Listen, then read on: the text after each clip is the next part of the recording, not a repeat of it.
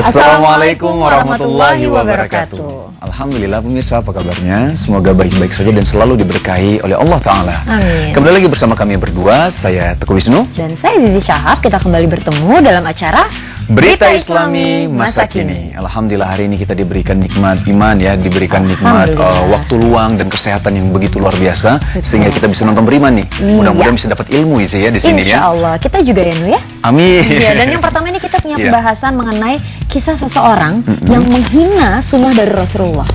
Kenapa sampai menghina ya? Nah, saya juga bingung kenapa harus dihina. Oh, terus ada dampaknya ketika Ada menghina dampaknya. itu? Oh, jadi penasaran. Langsung kita lihat aja ya. Ini dia.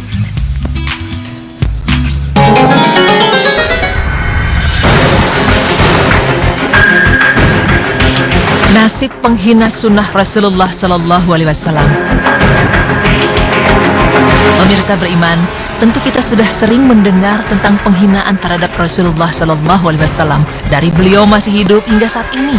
Dari banyaknya penghina Rasulullah Sallallahu Alaihi Wasallam, tidak sedikit dari mereka yang malah memeluk Islam dan mempercayai Rasulullah Sallallahu Alaihi Wasallam sebagai utusan Allah Subhanahu Wa Taala. Namun ada juga sebagian mereka yang justru sebaliknya, tidak mendapat hidayah dari Allah Subhanahu Wa Taala sehingga hatinya telah mati untuk mengakui Rasulullah sebagai utusan Allah dan tetap menghina Rasulullah Sallallahu Alaihi Wasallam. Ya, ada saja hal yang dihina oleh orang-orang yang membenci Rasulullah Sallallahu Alaihi Wasallam. Bahkan ada yang menghina Rasulullah Sallallahu Alaihi Wasallam dengan mengatakan bahwa beliau hanya mengaku-ngaku sebagai utusan Allah dan apa yang diajarkan Rasulullah hanya bualan belaka.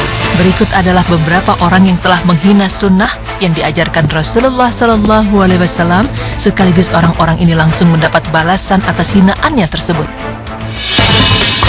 Pencela sunnah mencuci tangan setelah bangun tidur. Abu Abdullah Muhammad bin Ismail At-Taimi berkata dalam syarahnya terhadap Sahih Muslim bahwa ia pernah membaca sebagian kisah mengenai pencela sunnah Rasulullah Sallallahu Alaihi Wasallam. Saat itu, mereka mencela hadis Rasulullah Sallallahu Alaihi Wasallam yang berbunyi, bila salah seorang di antara kalian bangun dari tidurnya, janganlah ia mencelupkan tangannya ke dalam bejana sebelum ia mencucinya, karena ia tidak tahu di mana posisi tangannya ketika ia tidur. Muttafaq alaihi, Al-Bukhari 162 dan Muslim 278. Lalu pencela tersebut berkata dengan nada memperolok-olok, "Aku tahu di mana posisi tanganku ketika tidur. Tanganku berada di ranjang." Maka keesokan harinya, ketika ia bangun tidur, ternyata ia telah memasukkan tangannya hingga siku ke dalam duburnya. Benar saja, nyatanya kita tidak tahu di mana posisi tangan kita ketika kita sedang tidur. Itulah mengapa Rasulullah Sallallahu Alaihi Wasallam menyuruh kita untuk mencuci tangan terlebih dahulu. Pencela sunnah makan dengan tangan kanan. Dari Salamah bin Al-Aqwa radhiyallahu anhu, ia berkata bahwasanya ada seseorang yang makan di sisi Rasulullah Sallallahu Alaihi Wasallam dengan tangan kiri. Lalu beliau menasihatinya, "Makanlah dengan tangan kananmu." Orang itu menjawab, "Aku tidak bisa." Beliau bersabda, "Sungguh engkau tidak akan bisa, tidak ada yang mencegahmu untuk makan dengan tangan kanan, melainkan kesombongan." Salamah berkata, ternyata dia tidak bisa mengangkat tangannya ke mulut. Hadis riwayat Muslim 2021. Dari hadis tersebut diketahui bahwa penghina Rasulullah yang menolak makan dengan tangan kanan mendapat balasannya dengan tidak mengangkat tangan kirinya untuk makan. Pencela sunnah tentang larangan minum dari mulut teko.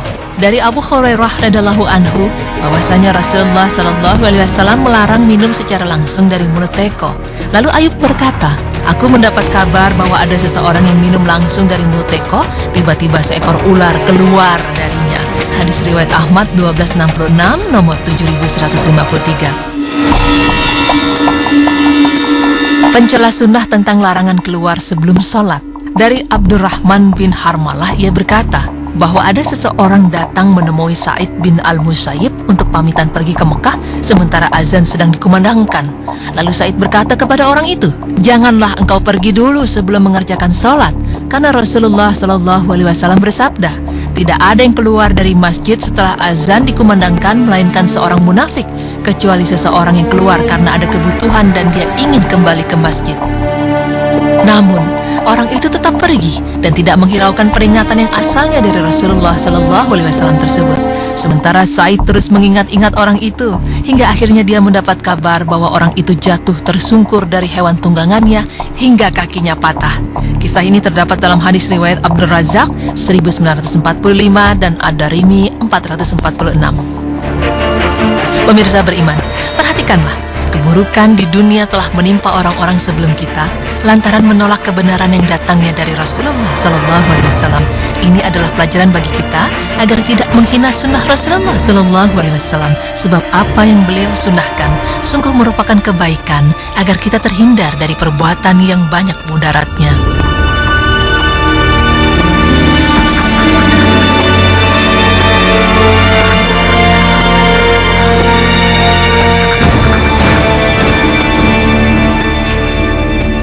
Subhanallah, itulah ya ganjaran bagi orang-orang yang menghina sunnah Nabi Sallallahu Alaihi Wasallam. Jadi sebenarnya banyak sekali hal-hal yang memang sunnah yang bisa kita ikuti ya. Bagaimana Rasulullah Sallallahu Alaihi Wasallam mencontohkan banyak sekali. Misalkan contohnya tidur miring sebelah kanan. Ternyata secara medis setelah diteliti ada manfaatnya. Betul. Tidur sebelum wudhu ya, ada manfaatnya membersihkan badan kita juga. Sebelum tidur wudhu dulu. Itu aja sebelum tidur wudhu dulu gitu kan. Masih banyak lagi ya. Betul, dan saya pernah ada satu kejadian dan ini berkaitan dengan sunnah Rasulullah. Apa itu sih? Jadi ketika kita mau tidur itu kan dianjurkan untuk membersihkan tempat tidur, Iya. pakai sapu lidi. Pakai sapu lidi ataupun tangan juga bisa Iya, gitu. itu sunnahnya. Iya. Dan ternyata pernah ada kejadian masih keluarga saya ketika mau tidur tidak dibersihkan, itu ada binatang. Ya Allah. Jadi masih ada kaitannya dengan kehidupan Logis kita sebenarnya ya. seharian. Iya. Jadi memang dibersihkan dulu. Masya Allah ya. Jadi memang ini satu hal lagi, jangan pernah menghina sunnah Nabi Sallallahu Alaihi Wasallam. Itu lihat ganjaran yang ngeri sekali. Nauzubillah min dzalik. Oke, setelah ini kita akan bahas tentang bagaimana caranya supaya kita mudah untuk bangun sholat subuh. Bagaimana ya? Kita bahasnya nanti ya. Jangan kemana-mana, tetap di Berita Islami masa kini. Akbar.